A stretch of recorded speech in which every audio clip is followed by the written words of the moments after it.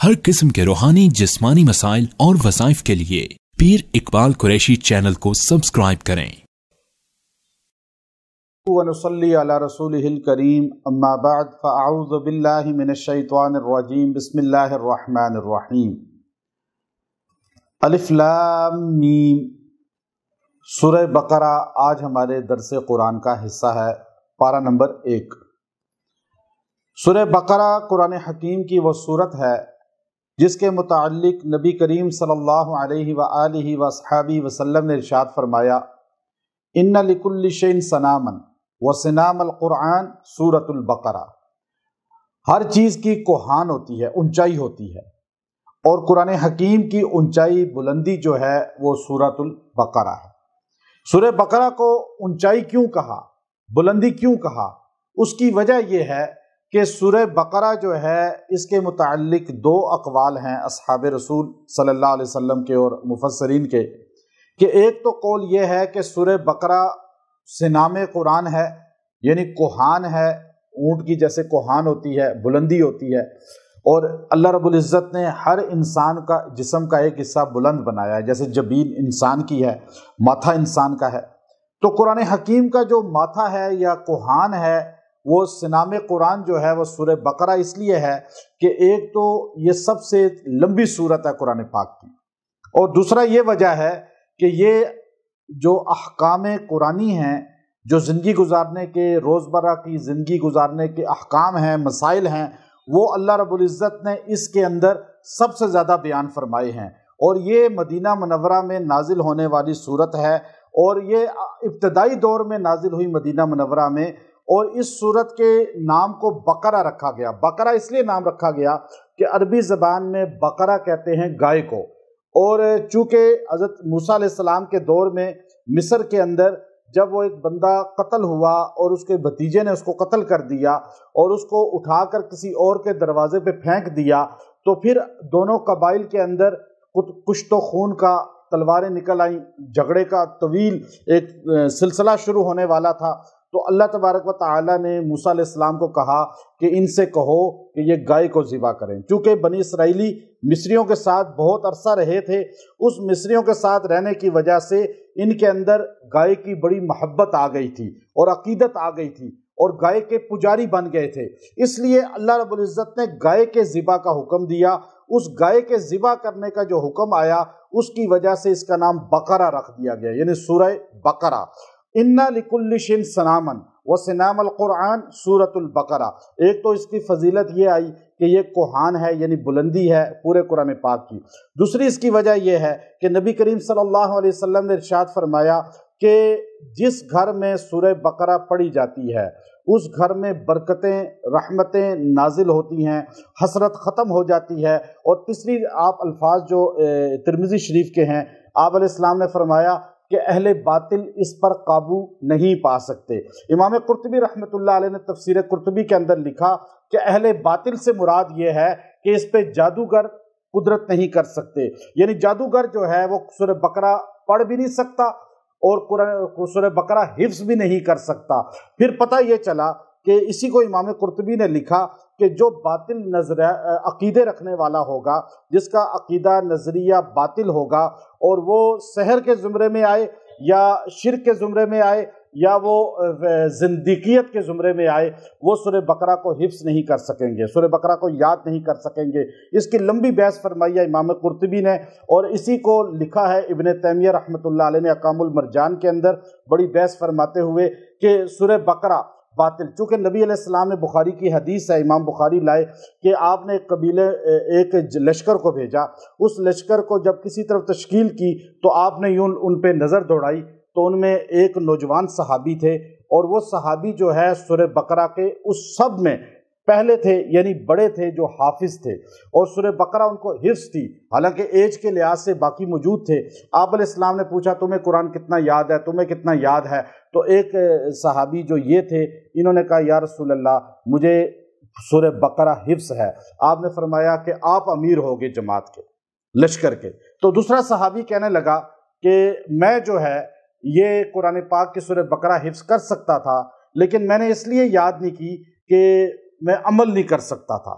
लोग आज यही कहते हैं تو آپ علیہ السلام نے اس وقت، یہ ترمذی شریف نے حسن اس کو کہا اور امام بخاری نے بھی اس حدیث کو لایا اور دیگر کتب کے اندر بھی آئی، آپ نے پھر آگے پوری حدیث بیان فرمائی کہ قرآن پاک پڑھنے والا ایسے ہے جیسے مشک ہوتا ہے اور اس کی تھیلی کھلی ہوتی ہے، اور قرآن پہ عمل کرتا ہے تو خوشبو پھیلتی ہے، اور جو قرآن پہ عمل نہیں کرتا وہ ایسے ہے جیسے مشک جو ہے ڈبے میں یا تھیلی میں ہے اور بند ہے، نہ دوسرا فائدہ اٹھا سکتا ہے نہ اس کے ارد گرد اس کی خوشبو آئے گی۔ ام دردہ رضی اللہ تعالی عنہا فرماتی ہیں کہ ایک آدمی نے سورہ بقرہ پورے قرآن پاک حفظ کیا ہوا تھا اور اس نے اپنے پڑوسی کو قتل کر دیا۔ جب اس نے قتل کیا تو اس کو قصاصاً جو ہے گرفتار کر کے قتل کر دیا گیا، یعنی اس کو پھانسی دے دی گئی، سر قلم کر دیا گیا۔ تو بعد میں کسی نے خواب میں دیکھا کہ آہستہ آہستہ اس کی قبر سے ایک صورت نے اس کا ساتھ چھوڑا، دوسری نے ساتھ چھوڑا، تیسری نے چھوڑا، کرتے کرتے کرتے امام سیوطی رحمۃ اللہ علیہ یہ واقعہ لائے کہ ام دردہ فرماتی ہیں آخر میں آل عمران نے ساتھ چھوڑا، اور پھر بہت دنوں کے بعد سورہ بقرہ نے یہ کہہ کر ساتھ چھوڑ دیا کہ تو نے چونکہ قتل کیا ہے اب میں مجبور ہوں، میں نے بڑی سفارش کی لیکن اللہ رب العزت نے قبول نہیں کی، میں بھی آج تیرا ساتھ چھوڑ رہی ہوں۔ ام دردہ فرماتی ہیں کہ یہ آخری سورت تھی بقرہ جس نے آخری لمحے تک اس کا ساتھ دینے کی قبر میں کوشش کی۔ تو سورہ بقرہ جو ہے یہ انسان کا ساتھ دیتی ہے، اس لیے نبی کریم صلی اللہ علیہ وسلم کے ایک صحابی ہیں اور اس کو مشکات کے اندر حدیث لائی، اسید بن حضیر رضی اللہ عنہ، وہ صحابی اپنے گھر میں رات کو تہجد میں، چونکہ آپ علیہ السلام کی عادت تھی، اس کو جو ہے امام ابو حنیفہ رحمۃ اللہ علیہ اپنایا کرتے تھے، اور امام بخاری یہ حدیث لائے ہیں کہ نبی علیہ السلام رات کو سورہ بقرہ اور آل عمران کو اکٹھے پڑھا کرتے تھے ایک رکعت میں۔ تو وہ اسید بن حضیر صحابی جو ہے وہاں پر رات کو تلاوت کرنے کے لیے کھڑے ہوئے اور انہوں نے تلاوت کرنی شروع کی سورہ بقرہ کی، تو ایک دم گھوڑا ہنہنانے لگا اور بدکنے لگا۔ آپ نے پھر آواز آہستہ کی تو گھوڑا رک گیا، پھر آپ نے آواز تیز کی تو گھوڑا ہنہنانے لگا، پھر آواز آہستہ کی تو پھر وہ بدکنے لگا، آواز آہستہ پہ وہ خاموش ہو جاتا، اور آواز تیز جب تلاوت کی کرتے تو پھر وہ بدکنے لگتا۔ تو آپ اس ڈر سے کہ میرا بیٹا یحییٰ چھوٹا ہے وہاں قریب سویا ہوا ہے، گھوڑا بدک کے اس کو نقصان نہ پہنچا دے، آپ نے سلام پھیرا اور جا کے بچے کو اٹھایا، لیکن آسمان کی طرف دیکھا تو ایک سفید بادل اوپر تک تھا۔ صبح آئے فجر کی نماز میں بارگاہ رسالت میں نبی کریم صلی اللہ علیہ وآلہ وصحبہ وسلم سے آ کر کہا کہ یا رسول اللہ رات کو یہ ماجرا پیش آیا، آپ نے فرمایا کہ تو نہ رکتا تو وہ اللہ کے فرشتے تھے جو تیرا سورہ بقرہ سننے کے لیے آئے تھے، تو وہ فجر تک اسی طرح رہتے اور سورج نکلنے کے بعد زمین والے ان کو دیکھتے اور زمین والے جو ہے ان کو دیکھ کر پہچانتے اور زمین والوں کو پتہ چلتا کہ یہ کون ہیں اور اللہ کے فرشتے ہیں۔ یہ ایک بات پتہ چلی کہ فرشتے جو ہے صحابہ اکرام کے لیے نازل ہوئے اور صحابہ اکرام کے لیے زمین پر اترے۔ اب اس کو سورہ بقرہ کو اللہ رب العزت نے جو آغاز کیا، سورہ بقرہ کے یہ تو فضائل تھے، اب سورہ بقرہ کا آغاز ہوا، پہلے اللہ رب العزت نے ایک حروف مقطعات میں سے پہلی آیت لائی۔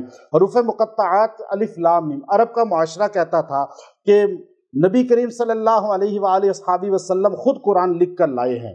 اب یہ قرآن جو ہے یمنی آدمی نے حضور کو لکھایا ہے اور وہ حضور کا استاد ہے، اور وہ شاعر بڑے بڑے فلاسفر جو تھے وہ نبی علیہ السلام کو نہیں مانتے تھے کہ یہ قرآن اللہ کا کلام ہے۔ اللہ نے پہلا جملہ، دیکھیں کوئی کتاب بھی بندہ لکھے اور پہلا جملہ ہی سمجھ نہ آئے تو بندہ حیران ہو جاتا ہے کہ یہ کیا بات ہے۔ ایک یہ ہے کہ اللہ کے رسول پہ پہلا جملہ جو اترا وہ الف لام میم تھا، یعنی آپ نے چیلنج کر دیا عرب کے لوگوں کو ترجمہ اس کا بتاؤ۔ اگر تم کہتے ہو کہ یمنی نے لکھا یا تم کہتے ہو کہ انسان نے لکھا، تمہاری عربی بڑے بڑے ایسے ایسے لوگ تھے کہ یوں جاہل آدمی عربوں کا جب کھڑا ہوتا تھا تو وہ شعر کہنا شروع کرتا تھا، عربی کے شعر، تو وہ شعروں کے انبار لگا دیتا تھا، اور عام آدمیوں کا یہ حال تھا کہ وہ شعر کہنے میں ملکہ رکھتے تھے۔ عورتیں ان کی اتنی بڑی شاعرہ تھیں، کلام پہ اتنی دسترس تھی، اور اتنا زیادہ جو ہے ان کو کلام بولنے میں پڑھنے میں۔ امراء القیس کا قصیدہ سبع معلقہ کعبۃ اللہ کے دروازے پہ لٹکا رہا، اسی طرح جو ہے دیگر زہیر کا قصیدہ تھا۔ تو آپ الف لام میم کہہ کر پہلے یہ چیلنج کیا کہ تم مجھے اس کا ترجمہ نہیں بتا سکتے، یہ اس کا ترجمہ جب تمہارے مخلوق میں سے کوئی نہیں بتا سکتا تو یقین کر لو کہ یہ کلام مخلوق کا نہیں ہے، یہ اللہ کا ہے۔ اس لیے اس کو اعزاز ملا کلام اللہ ہونے کا۔ الف لام میم کہہ کے پہلے ہماری جہالت کا آغاز ہے، ہمیں اپنے آپ کو بڑا نہیں سمجھنا چاہیے۔ وما اوتیتم من العلم الا قلیلا، موسیٰ علیہ السلام کو اللہ نے کہا میں نے تو آپ کو تھوڑا سا علم دیا ہے، تو نبی کو یہ کہا تو آج عام آدمی کیسے کہہ سکتا ہے میں بہت بڑا عالم ہوں، مجھے بہت کچھ آتا ہے؟ تو اس لیے پہلے جب قرآن کھولتا ہے ہمارا عالم، محدث، مفسر، شیخ الحدیث اور ایک عام آدمی، سب سے پہلے وہ اپنی جہالت کا اقرار کرتا ہے۔ وہ کہتا ہے الف لام میم، بچہ کے ابو جان بتائیں کہ اس کا مطلب کیا ہے، تو والد کیا کہے گا؟ مجھے نہیں آتا۔ تو پہلے اقرار ہو گیا کہ مجھے کچھ نہیں آتا۔ پھر اللہ رب العزت نے اس کے بعد کہا ذالک الکتاب، یہ وہ کتاب ہے، یہ لا ریب فیہ، پہلے کائنات کی کتاب ہے۔ آپ کو کوئی بھی کہے اخبار میں بتائیں، کیا کہوں؟ پڑھ کے بتاؤں گا کہ اس میں غلطی ہے یا صحیح ہے۔ کوئی ناول لائے کا جی بتائیں کہ پڑھ کے بتاؤں گا۔ کوئی بڑے سے بڑی کتاب ہو تو آپ کسی بڑے علامہ کو کہیں حضرت یہ کتاب میری ہے، میں نے لکھی ہے، آپ ذرا اس کو پڑھ کے بتائیں اس میں آپ کی رائے کیا ہے، تو وہ کہیں گے میں ابھی رائے نہیں دوں گا جب تک میں مطالعہ پورا نہ کر لوں۔ اب مکمل مطالعہ کر کے وہ کہے گا کہ اس میں کوئی غلطی نہیں ہے یا اس میں غلطیاں ہیں، غلطیاں نکل بھی آئیں گی۔ یہ واحد آسمانی کتاب ہے جس کی ابتدا کرتے ہی قاری کو، پڑھنے والے کو کہنا پڑتا ہے ذالک الکتاب لا ریب فیہ، یہ وہ کتاب ہے جس میں کوئی عیب نہیں ہے، شک نہیں ہے۔ اب یہ جو ہے اقرار کرنے کے بعد جب دل صاف ہو جائے گا نا قرآن کے متعلق، پھر دل میں قرآن اترے گا۔ جن لوگوں کا دل صاف نہیں ہے قرآن کے متعلق، جن کا عقیدہ قرآن پر مضبوط نہیں ہے، جو قرآن کو اللہ کی کتاب نہیں سمجھتے، جو قرآن پاک کو نبی علیہ السلام پر 30 پاروں کی شکل میں نزول نہیں سمجھتے، آپ ان کو دیکھیے یہ قرآن ان کے سینے میں اترتا ہی نہیں ہے، ان کے دل میں جگہ ہی نہیں بناتا۔ اس لیے پہلے اقرار ہے ذالک الکتاب لا ریب فیہ، پھر کہا یہ ھدی للمتقین، ھدی للمومنین نہیں کہ مومنوں کے لیے، مسلمانوں کے لیے نہیں۔ مسلمان بہت ہیں، انسان بہت ہیں، کلمے والے بہت ہیں، لیکن فرمایا جو تقوی والے ہیں، جو اللہ کا ڈر پیدا رکھتے ہیں، ڈر والوں کے لیے ہدایت ہے۔ جن کے اندر ڈر نہیں ہے، جو باغی ہیں، جو آوارہ ہیں، جو فاسق ہیں، جو فاجر ہیں، قرآن ان کو ہدایت کا ذریعہ نہیں بنے گا۔ آگے فرمایا قرآن ایمان والے کون ہیں؟ 5 نشانیاں بیان فرمائی ایمان والوں کی۔ پہلی نشانی یؤمنون بالغیب، ایمان رکھتے ہیں غیب پر، یقیمون الصلاۃ، نماز قائم کرتے ہیں، اور ومما رزقناہم ینفقون، اللہ کی راہ میں خرچ کرتے ہیں، اور پھر یؤمنون بما انزل الیک، جو پہلے نازل ہوئی کتابیں ان پر بھی ایمان رکھتے ہیں۔ یہ ہم واحد ہیں۔ دیکھیں ہمارے مذہب میں، اسلام کے اندر جامعیت ہے، وسیع القلبی ہے کہ ہم موسیٰ علیہ السلام کو بھی مانتے ہیں، عیسیٰ علیہ السلام کو بھی مانتے ہیں، داؤد علیہ السلام کو بھی مانتے ہیں، تورات کو بھی مانتے ہیں، زبور کو بھی مانتے ہیں، انجیل کو بھی مانتے ہیں، اور قرآن کو ہی مانتے ہیں۔ مسلمان کا قلب وسیع ہوتا ہے، دنیا میں کوئی مذہب، کوئی عقیدے والا ایسا نہیں ہے جو مسلمان کی طرح وسعت ظرفی رکھتا ہو کہ وہ ساری کتابوں کو، سارے نبیوں کو، چونکہ جو حق پہ ہوتا ہے نا اسے یہ نہیں کہنا پڑتا کہ اس کی نہ پڑھو، اس کی بات نہ سنو، وہ کہتا ہے جی ساروں کی سنو۔ اسے پتہ ہے کہ میں پتھر کی چٹان پہ کھڑا ہوں، میرا عقیدہ، سوچ، میرا مذہب مضبوط ہے، میرا جو مذہب کا بندہ ہے وہ ساروں کو مان کر بھی گمراہ نہیں ہوگا۔ یہ اور باقی کیوں کہتے ہیں کہ نہیں حضور علیہ السلام کی توہین کرتے ہیں، قرآن کی توہین کرتے ہیں مذاہب والے، کہ اس لیے کہ وہ ریت پر کھڑے ہیں، ان کے پاس مضبوط دین نہیں ہے، شریعت نہیں ہے، کتاب نہیں ہے۔ تو آگے اللہ رب العزت نے یہاں پہ فرمایا اس شروع میں، چونکہ مکے میں کافر تھے اور مسلمان تھے، 2 طبقے تھے۔ یہ سورت جو ہے یہ مدنی ہے۔ مدینے میں آتے ہی ایک تیسرا طبقہ جنم لیا، پیدا ہوا، اسے منافق کہا جاتا ہے، اور منافقوں کی نشانیاں یہاں شروع کر دیں اللہ تبارک و تعالیٰ نے، اور ان کے متعلق بتایا کہ منافق کس کو کہا جاتا ہے۔ منافق کی ایک بڑی نشانی جو اللہ نے بیان فرمائی وہ آیت نمبر آپ دیکھیے 14 کے اندر، وَإِذَا قِيلَ لَهُمْ آمِنُوا كَمَا آمَنَ النَّاسُ قَالُوا أَنُؤْمِنُ كَمَا آمَنَ السُّفَهَاءُ، یعنی حضور کی بارگاہ میں آئے اور آ کر کہنے لگے، بڑے بڑے رؤساء، سردار، بڑے بڑے مالدار طبقہ کہنے لگا یا نبی اللہ، اے محمد، آپ کے مجلس میں ہم نے جب بھی آئے غریب لوگوں کو دیکھا، کبھی ابو فقیہ کبھی خباب، کبھی آل یاسر، کبھی عمار، کبھی جو ہے حضرت بلال، اور یہ غریب لوگ آپ کے پاس بیٹھے ہوتے ہیں، ان کے کپڑے میلے ہوتے ہیں، ان کا حلیہ عجیب ہوتا ہے، ہم بڑے بڑے سردار ہیں، ہم ان کو حقیر سمجھتے ہیں، ہم تو ان کے ساتھ پانی نہیں پیتے اور آپ کی بارگاہ میں آنا چاہتے ہیں، بیٹھنا چاہتے ہیں، لیکن ہم کیا ان بیوقوفوں کی طرح ایمان لائیں، جیسے یہ بیوقوف جیسے ایمان لائے ہیں؟ گویا کہ ان سرداروں نے، مالدار طبقے نے، مکہ کے رؤساء نے بیوقوف کس کو بولا؟ اصحاب رسول کو، ان غریب صحابہ کو، ابو بکر جیسے کو نہیں، وہ تو بڑے سردار ہیں، وہ تو بڑے سرخیل ہیں صحابہ کے۔ ایک عام صحابہ کو، مزدور طبقے کو جب یہ جملہ بولا، انہوں نے کہا وَإِذَا قِيلَ لَهُمْ آمِنُوا كَمَا آمَنَ النَّاسِ، کیا ہم ایمان لائیں ان لوگوں کی طرح جو ایمان لائے ہیں آپ پر؟ قالوا، آپ نے کہا ایمان لے آؤ ان لوگوں کی طرح جیسے یہ ایمان لائے ہیں، تو قالوا آگے سے انہوں نے کہا انُؤْمِنُ، کیا ہم ایمان لائیں کما آمن السفہاء، ان بیوقوفوں کی طرح؟ نعوذ باللہ، انہوں نے صحابہ کو بیوقوف کہا۔ اب دیکھیے بلال حبشی جیسے صحابہ کو، اب ایک ابو بکر صدیق کی شان میں گستاخی کرے، وہ تو بہت بڑا اللہ کے نزدیک مجرم ہے، لیکن یہاں سے بلال حبشی کو کہا انہوں نے سفہاء کا، کیا کہا؟ سفہاء عربی میں کہتے ہیں بیوقوف۔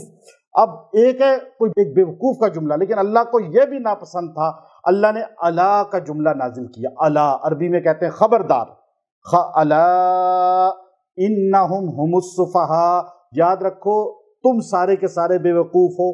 پتہ یہ چلا جو مقام صحابہ نہیں سمجھتا وہ کائنات کا سب سے بیوقوف انسان ہے، کیونکہ منصب اصحاب رسول کو سمجھنا یہ اصل میں اللہ رب العزت کے ہاں انسان کی یہ جو ہے عقل مندی کی نشانی ہے۔ اللہ نے ایک جملہ نہیں کہا، انہوں نے مشرکوں نے ایک جملہ صحابہ کو کہا تھا، اللہ نے دو جملے کہا۔ پتہ یہ چلا کہ صحابہ کے دفاع میں زیادہ تقریر کرنا، تحریر کرنا، زیادہ بولنا یہ اللہ کی سنت ہے۔ اب انہوں نے ایک جملہ کہا سفہاء صحابہ کو، اللہ نے دو جملے کہے، پہلا کہا ہم السفہاء اور دوسرا کہا ولیکن لا یعلمون، تم تو ایمان بھی نہیں رکھتے، تم تو جانتے ہی نہیں ہو مقام صحابہ، تم تو جاہل ہو۔ گویا کہ اللہ نے کہا تم مقام صحابہ کو سمجھنے سے قاصر جاہل طبقہ ہو۔ اب جو نبی کے صحابہ کے مقام کو نہیں سمجھتا وہ قرآن کی زبان میں جاہل ہے اور بیوقوف ہے۔ آگے اللہ رب العزت نے یہاں پر جو رکوع دوسرا شروع ہوا، ایک تو اللہ رب العزت نے یہاں اس میں بیان کی آیت نمبر 25 میں ان اللہ لا یستحیی ان یضرب مثلا ما بعوضۃ، بے شک جو ہے اللہ حیا نہیں کرتا کہ آپ کے سامنے مچھر کی مثال بیان کرے۔ جب اسمبلی کے اندر لکھا جا رہا تھا قادیانیوں کو کافر، تو اس وقت ذوالفقار علی بھٹو نے کہا کہ یہ آئین ہمارا قرآنی ہے، اسلامی ہے، اور یہ آئین پاکستان اسلام پر مبنی ہے، تو پاک آئین ہے، اس میں آپ اس کو کافر سمجھتے ہیں تو ناپاک کا نام نہ لکھیں، پھر کیوں قادیانی لکھتے ہیں؟ تو اس وقت مفتی محمود رحمۃ اللہ علیہ نے فرمایا کہ قرآن سے زیادہ پاک ہے کیا آپ کا آئین؟ کا نہیں، کا قرآن میں اللہ مچھر کا نام لاتے ہیں اور اللہ تعالیٰ قارون کا نام لاتے ہیں، اور اللہ رب العزت جو ہے نمرود اور فرعون کا ذکر آ گیا، تو اس لیے آپ نے یہ دلیل پیش کی اور یہ آیت پڑھ کے سنائی، چونکہ اللہ رب العزت کہتے ہیں میں حیا نہیں کرتا، شرم محسوس نہیں کرتا کہ میں آپ کو مچھروں کی مثال دوں۔ اب مچھر کی مثال آگے 17ویں پارے میں الگ آ چکی ہے۔ تخلیق آدم کا اللہ نے یہاں ذکر کیا، جو رکوع شروع ہوا چوتھا رکوع۔ اللہ نے انسان سے پہلے زمین میں فرشتے جب آئے تو جنات رہتے تھے، اور جنات بڑی تعداد میں تھے۔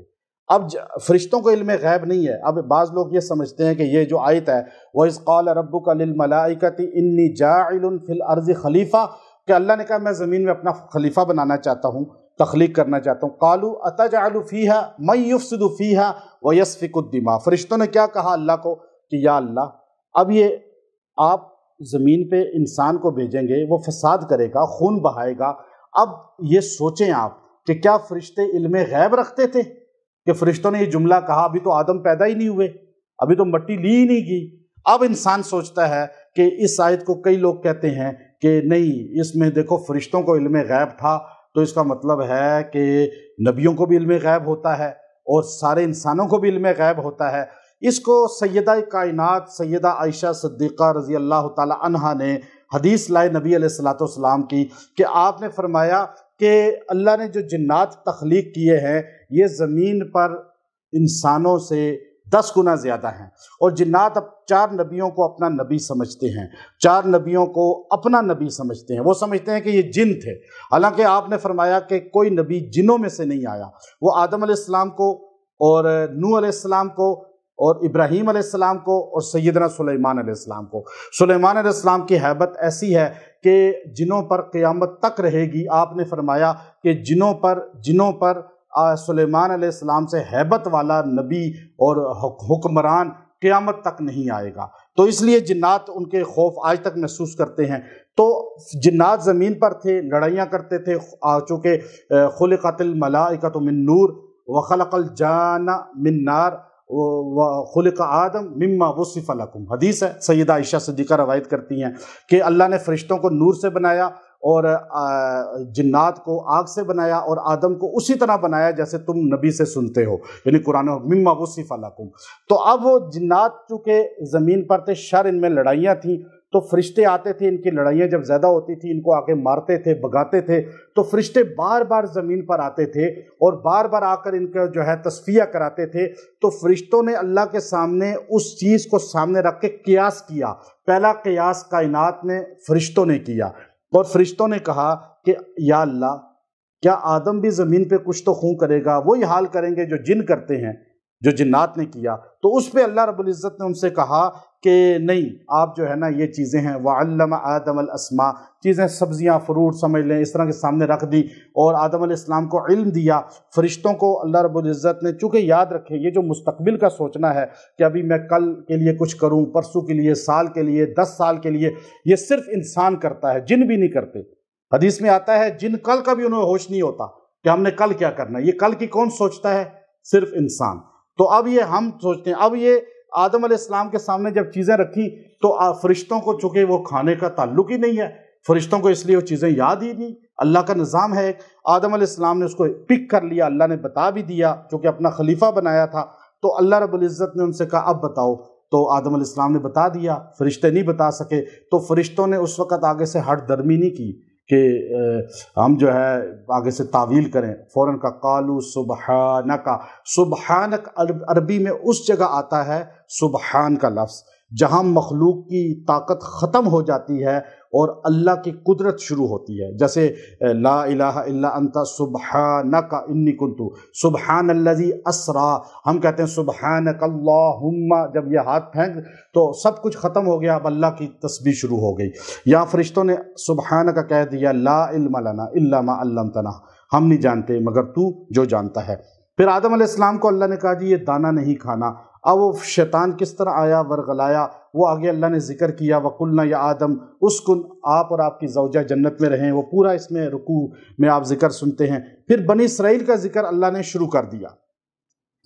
اب دیکھیے آیت نمبر 40، یا بنی اسرائیل، اب یہاں اللہ نے یا بنی اسرائیل، یہ خطاب بنی اسرائیل کو بڑا جو ہے محبت سے کیا، اور قرآن پاک کے اندر خاص طور پہ اس صورت کے اندر بنی اسرائیل کا ذکر سب سے زیادہ ہے۔ اللہ تبارک و تعالیٰ ان کا ذکر بار بار اس لیے کرتے ہیں کہ بنی اسرائیل جو واحد قوم ہے جس پہ اللہ کی اتنی نعمتیں ہوئیں، کہ بنی بیٹے کو کہتے ہیں، اسرائیل یعقوب پیغمبر کا نام ہے، اسرائیل کے بیٹوں، اور انہوں نے کہا کہ ہم اللہ کے بیٹے ہیں، نحن ابناء اللہ واحباہ، اللہ کے محبوب بھی ہیں۔ لیکن یہودی اپنے آپ کو نبیوں کا بیٹا کہتے ہیں، اور نبیوں کا بیٹا ہو کر جب انہوں نے اب یہ کہ جی فلاں بزرگ کا بیٹا ہے، فلاں خاندان کا ہے، بڑے خاندان کا، اور اعمال بد کرے تو پکڑ اتنی ہی زیادہ آئے گی۔ بنی اسرائیل کو اللہ نے خطاب قرآن پاک میں اس محبت سے کیا، لیکن جب انہوں نے عمل نہیں کیا تو فسلط اللہ علیہم الذلہ، اللہ نے اس پہ ذلت کو مسلط کر دیا۔ قیامت کی صبح تک یہود جو ہے وہ ذلت کے اندر مبتلا ہیں۔ اور پھر اللہ رب العزت نے یہاں فرمایا وَأَقِيمُوا الصَّلَاةَ وَآتُوا الزَّكَاةَ وَارْكَعُوا مَعَ الرَّاكِعِينَ، آیت نمبر جو ہے 43 کے اندر، کہ آپ نماز قائم کریں اور زکوٰۃ دیں اور رکوع کرنے والوں کے ساتھ رکوع کریں۔ اب یہاں یہ پتہ چلا جیسے امام نماز میں ہوتا ہے تو سجدے میں چلا جائے اور بندہ پہنچتا ہے تو کہتا ہے جی اٹھے تو میں اس کے ساتھ شریک ہوں، تو اس لیے ورکعوا مع الراکعین، امام جس حیت میں ہے، چاہے وہ جلسہ میں ہے، قومہ میں ہے، سجدہ میں ہے، آپ اسی حالت میں اس کے ساتھ شریک ہو جائیں۔ اس کو یہاں اللہ رب العزت نے گویا کہ ہمیں ترغیب دیتے ہوئے اور نماز کی تاکید فرمائی کہ نماز کے بغیر دین نہیں ہے۔ ایک آدمی نماز چھوڑ دیتا ہے اور اپنے آپ کو دیندار سمجھتا ہے تو آپ علیہ السلام کی حدیث ہے کہ جس طرح سر ہے انسان کے جسم میں، ایسے نماز ہے دین کے اندر، بغیر سر کے جسم نہیں، بغیر نماز کے دینداری نہیں۔ تو اس لیے دینداری کی بیس جو ہے وہ نماز کی پابندی کرنا ہے۔ اور بنی اسرائیل کو خطاب کرنے کے بعد 2 رکوع میں یہاں خطاب کیا، اس کے بعد اللہ رب العزت نے بنی اسرائیل کے واقعات کو شروع کر دیا۔ بنی اسرائیل میں موسیٰ علیہ السلام کو اللہ نے کیسے 40 لیلہ، یہاں بتایا 50 نمبر آیت میں کہ وواعدنا موسیٰ علیہ السلام کو ہم نے 40 راتوں کے لیے، یہ آگے اس کا ذکر آئے گا، مفصل آئے گا، اور اس کے جو ہے آپ دیکھیں گے یہاں وَإِذِ اسْتَسْقَىٰ مُوسَىٰ لِقَوْمِهِ فَقُلْ نَضْرِبْ بِعَصَاكَ الْحَجَرَ، موسیٰ علیہ السلام کو جو ہے قوم کہنے لگی پانی نہیں ہے۔ ہم نے وہ جگہ دیکھی جا کر، یوں پتھر رکھا، وہاں پر چٹان تھی، بڑی چٹان تھی۔ اب قوم کہنے لگی جی ہم پیاسے ہیں۔ اب بنی اسرائیل کو اللہ نے قرآن میں اتنے اس کے ناز نخرے اٹھائے کہ جو وہ کہتے تھے، وہ جو کہتے تھے تو اللہ مان لیتا تھا، اور اللہ جو کہتا تھا وہ نہیں مانتے تھے۔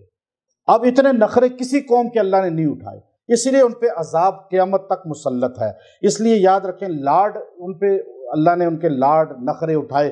اس سے پچھلی آیت نمبر آپ دیکھیے جو 57 ہے، اس کے بعد اللہ نے کہا کہ جب تم داخل ہو، اب تم نے داخل ہونا ہے، وَإِذْ قُلْنَا ادْخُلُوا هَٰذِهِ الْقَرْيَةَ فَكُلُوا مِنْهَا حَيْثُ شِئْتُمْ رَغَدًا وَادْخُلُوا الْبَابَ سُجَّدًا۔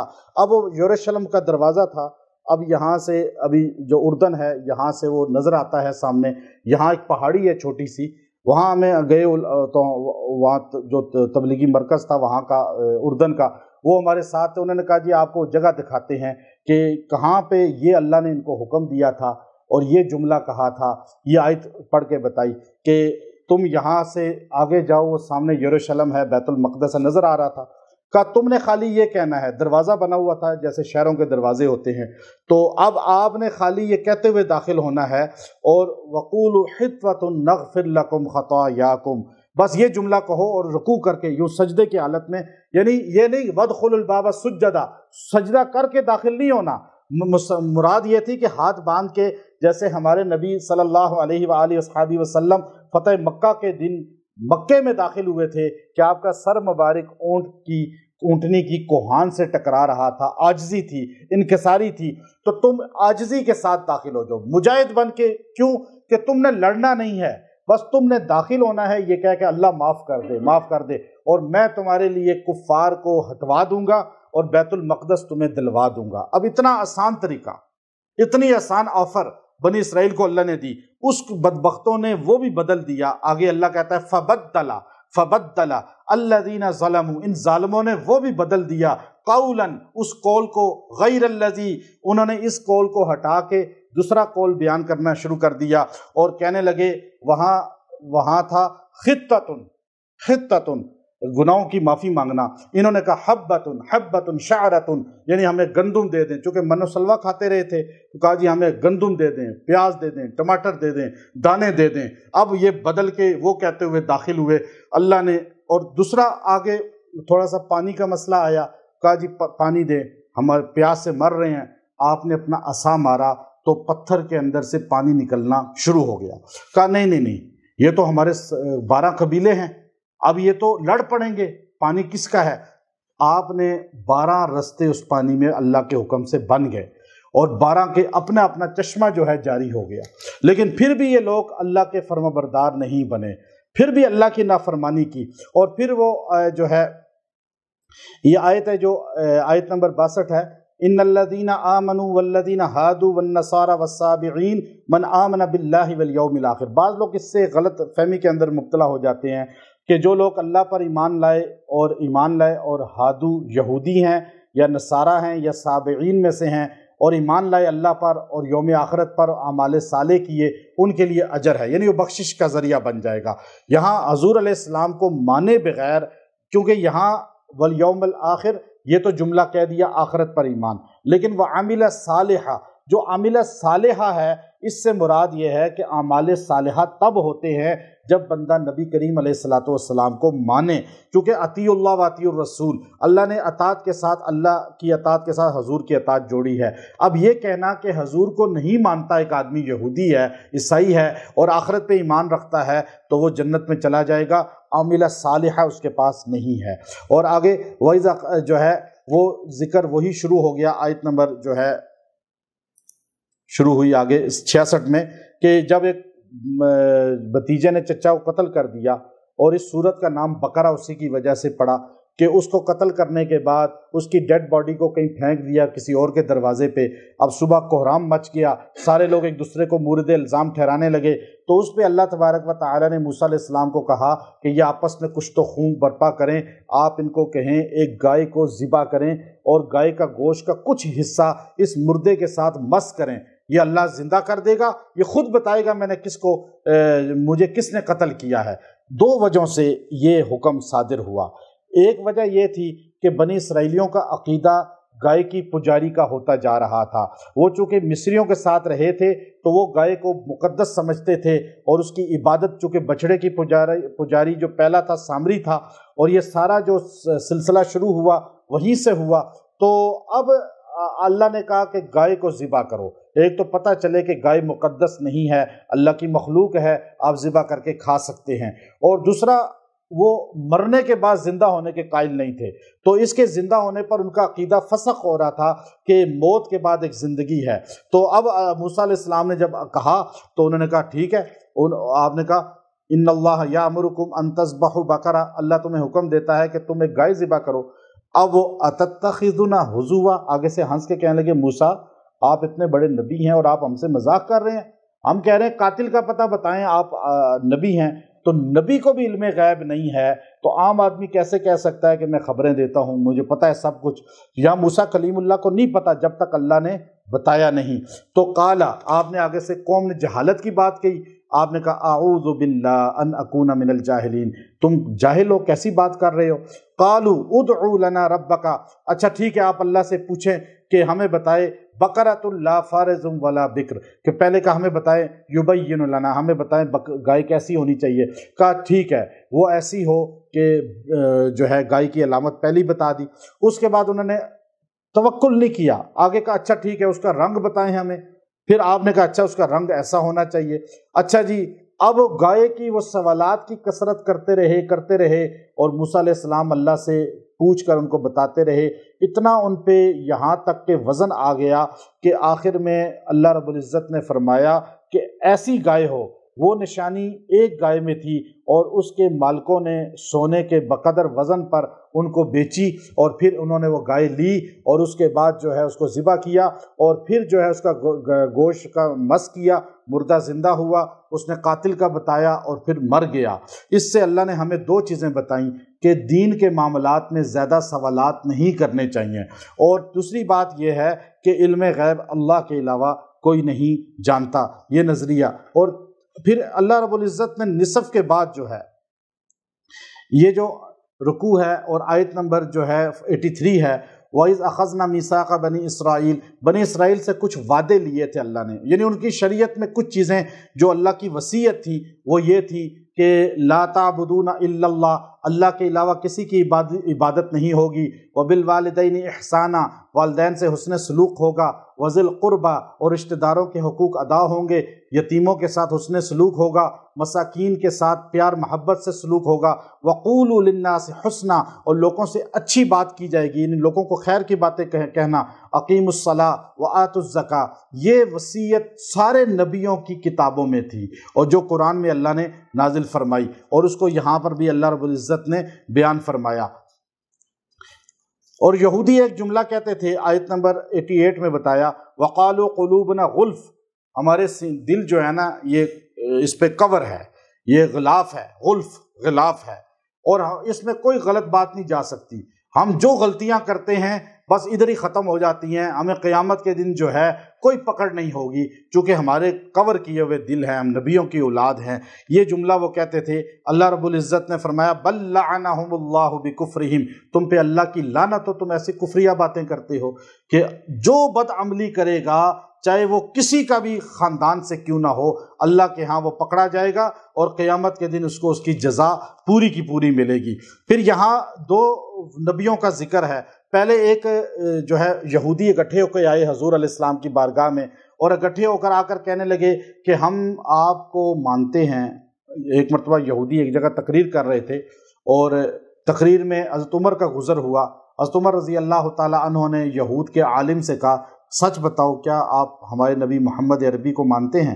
اس نے کہا جی ہم سارے یہودی آپ کو صدق دل سے بتا رہے ہیں کہ ہم تمہارے نبی محمد صلی اللہ علیہ وسلم کو مانتے ہیں، لیکن ہم جبرائیل کو نہیں مانتے، کیونکہ جبرائیل وہ فرشتہ ہے جو ہم پر عذاب لاتا تھا۔ اگر تمہارے نبی کہہ دیں کہ مجھ پر میکائیل آتا ہے یا تیسرا کوئی فرشتہ آتا ہے تو ہم کلمہ پڑھ لیں گے، مان لیں گے۔ اس پر اللہ نے قرآن حکیم کی یہ آیت نازل فرمائی قُلْ مَنْ كَانَ عَدُوًّا لِجِبْرِيلَ فَإِنَّهُ نَزَّلَهُ عَلَىٰ قَلْبِكَ بِإِذْنِ اللَّهِ مَنْ كَانَ عَدُوًّا لِلَّهِ وَمَلَائِكَتِهِ وَرُسُلِهِ وَجِبْرِيلَ وَمِيكَالَ فَإِنَّ اللَّهَ عَدُوٌّ لِلْكَافِرِينَ، یعنی جو جبرائیل میکائیل کا دشمن ہے وہ تو اللہ کا دشمن ہے۔ فرشتے خود تو آ کر کچھ نہیں کرتے، اللہ انہیں بھیجتا ہے۔ پھر ہاروت اور ماروت دو فرشتے تھے، ان کو اللہ نے زمین پہ اتارا۔ آگے آیت میں ان کا ذکر کیا وَاتَّبَعُوا مَا تَتْلُو الشَّيَاطِينُ عَلَىٰ مُلْكِ سُلَيْمَانَ، سلیمان علیہ السلام کے دور میں آئے، زمین پر اترے، انسانی شکل میں آئے اور انسانی شکل میں ایک جگہ بیٹھ گئے اور لوگوں کو جادو سکھاتے تھے۔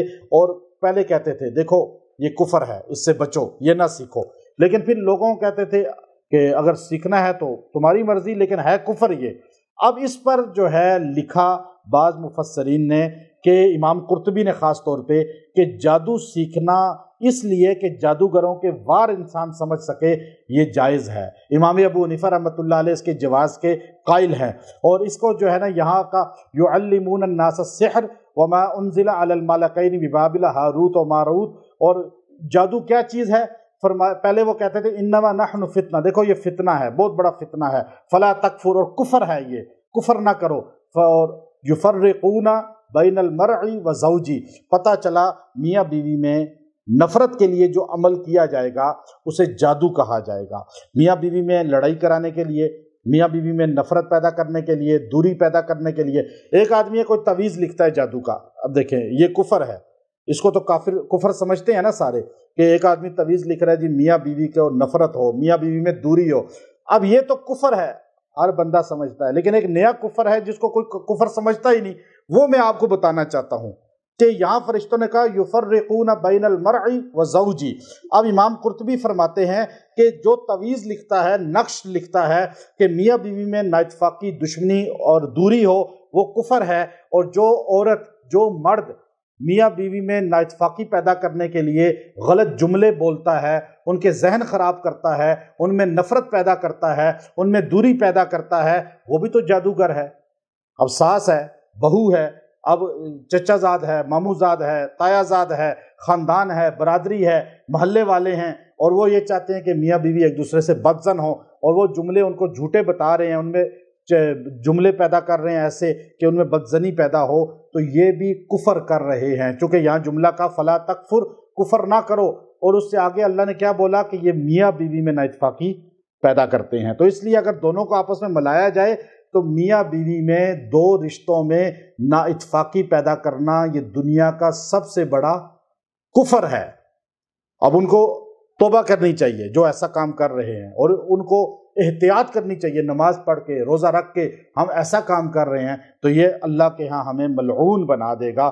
یہاں اس میں یہ فرشتے بابل کے مقام پر تھے، اور بابل کے مقام پر جو ہے آج بھی وہ کنواں موجود ہے، اور وہاں پر یہ فرشتوں کو اللہ نے مبعوث کیا تھا۔ آگے جو رکوع ہے 104 نمبر آئی، وہ جملے جن کا معنی کئی ہو، بے ادبی پہ بھی آتا ہو، ان کو زبان سے ادا نہیں کرنا چاہیے، چونکہ بارگاہ رسالت میں آتے تھے اور آ کر یہود کہتے تھے یا رسول اللہ راعنا راعنا، تو صحابہ نے بھی کہنا شروع کر دیا راعنا یا رسول اللہ، تو اللہ نے فوراً، چونکہ راعنا کا ایک معنی ہے رعایت کریں، ہماری طرف دیکھیں، دوسرا معنی ہے کہ چرواہا، راعی چرواہے کو کہتے ہیں، تو راعنا ہمارے چرواہے۔ تو اب یہ معنی عبرانی کا ایک ہے، اور ایک معنی ہے راعینا، ہماری رعایت کریں۔ اللہ نے کہا لا تقولوا راعینا، میرے نبی کو مت کہو راعینا، وقولوا انظرنا، میرے نبی کو ہماری طرف نظر کریں۔ انظرنا کا جملہ کہو، راعینا کا جملہ نہ کہو، جس میں بے ادبی ہو رسول اللہ صلی اللہ علیہ وسلم کی، اصحاب رسول کی، اہل بیت کی، یا اللہ کے نیک ہستیوں کی، اولیاء کی، تو ان جملوں کو چھوڑ دینا چاہیے۔ بے ادبی کے جملے سے ایمان ضائع ہو جاتا ہے اور انسان ایمان سے محروم ہو جاتا ہے۔ تو یہودی اور نصارہ یہ دو بڑی جماعتیں ہیں، اور یہ دونوں کا عقیدے باطل تھے۔ اللہ نے یہاں آیت میں دونوں کو کہا، 113 نمبر آیت ہے، وقالت الیہود لیست النصارى علی شیء وقالت النصارى لیست الیہود علی شیء، یہودی کہنے لگے نصارہ غلط ہیں، نصارہ کہنے لگے یہودی غلط ہیں۔ اللہ نے فرمایا دونوں غلط ہیں، چونکہ دونوں کے عقیدے شرک پر ہیں۔ ایک عزیر کو اللہ کا بیٹا، سیدنا عزیر کو، اور ایک سیدنا عیسیٰ کو اللہ کا بیٹا۔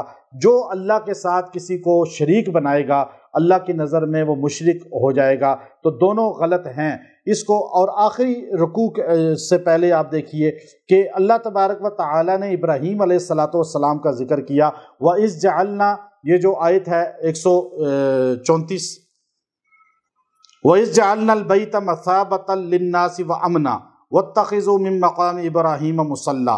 اب آپ یہ دیکھیے کہ ابراہیم علیہ السلام نے جس پتھر پہ کھڑے ہو کے بیت اللہ کی تعمیر کی، اسے مقام ابراہیم بنا دیا گیا۔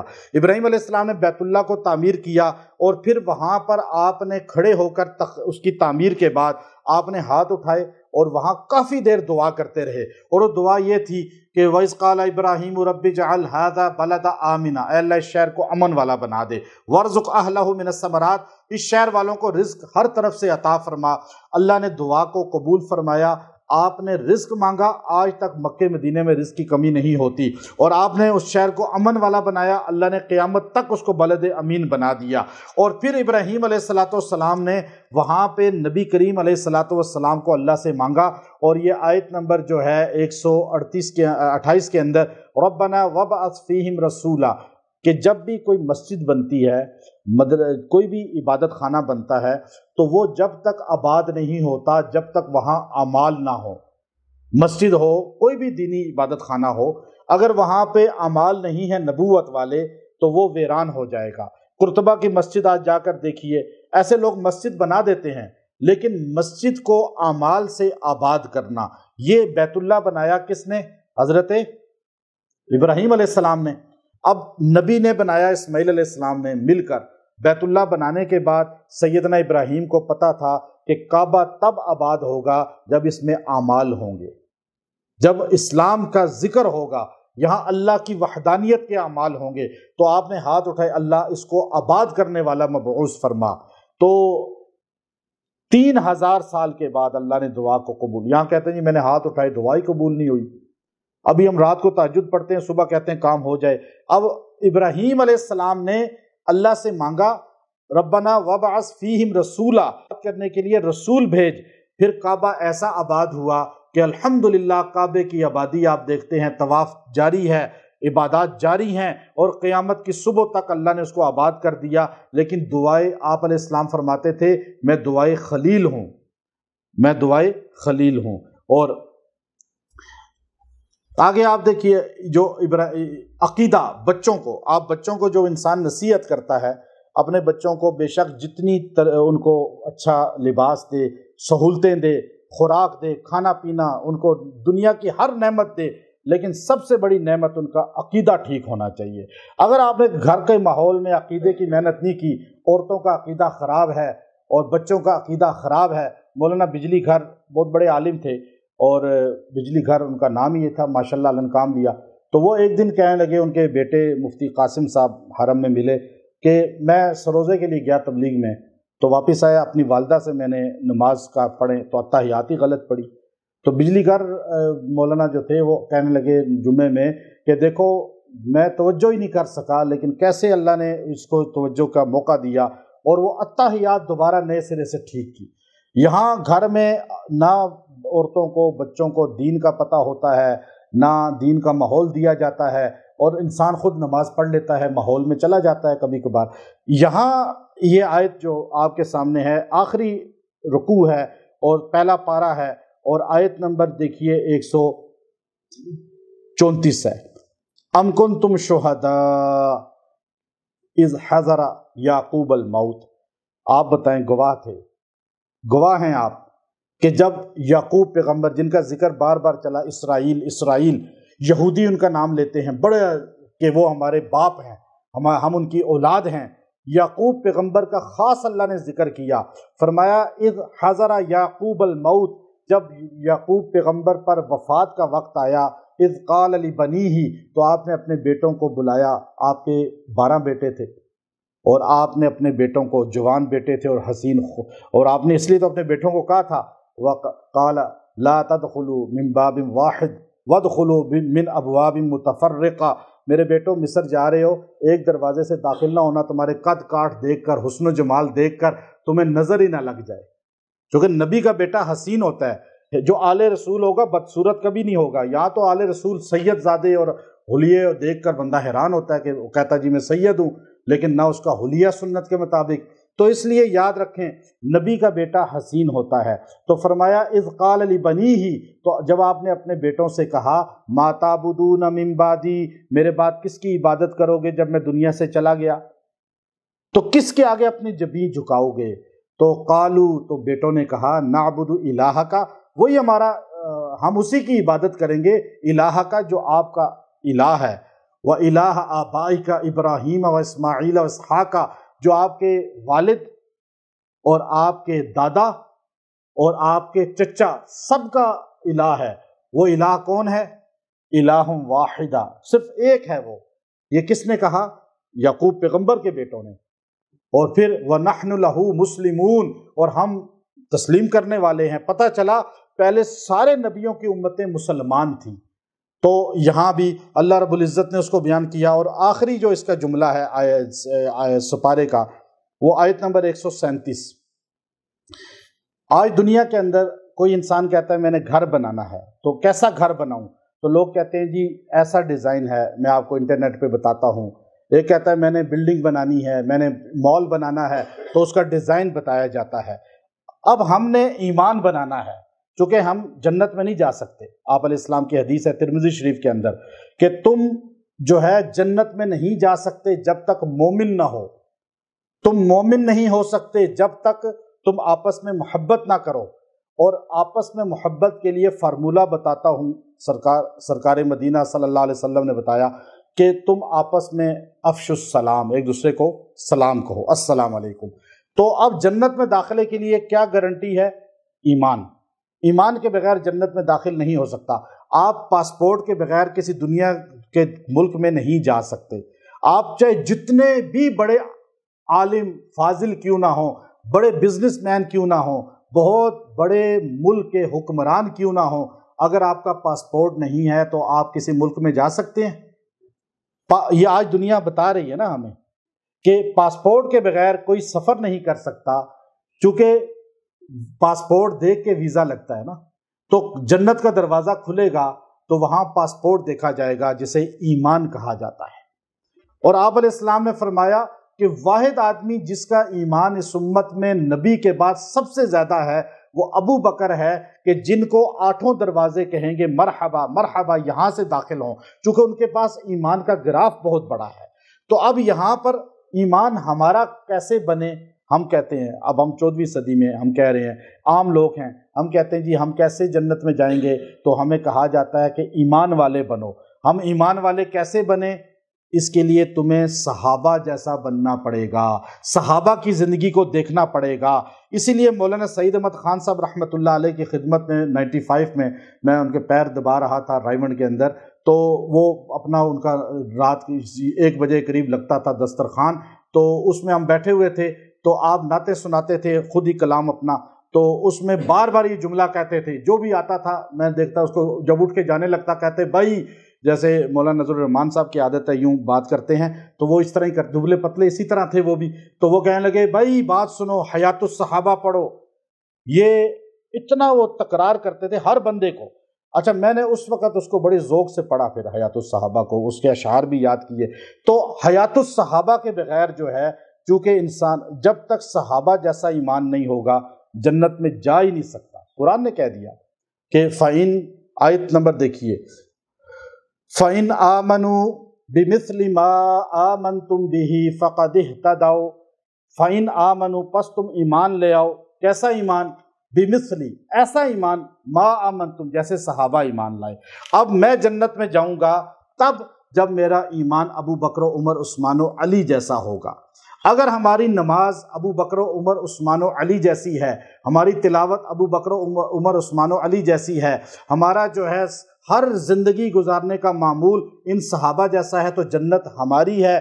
اگر ایسا ایمان نہیں ہے تو ہمیں سوچنا چاہیے کہ ہمارا ایمان داخل جنت کا باعث نہیں بنے گا، چونکہ ہمارے پاس پاسپورٹ نہیں ہے، وہ پاسپورٹ صحابہ اکرام کی زندگی ہے اور صحابہ جیسا ایمان ہے۔ اللہ ہمیں عمل کی توفیق عطا فرمائے۔ وآخر دعوانا ان الحمد للہ۔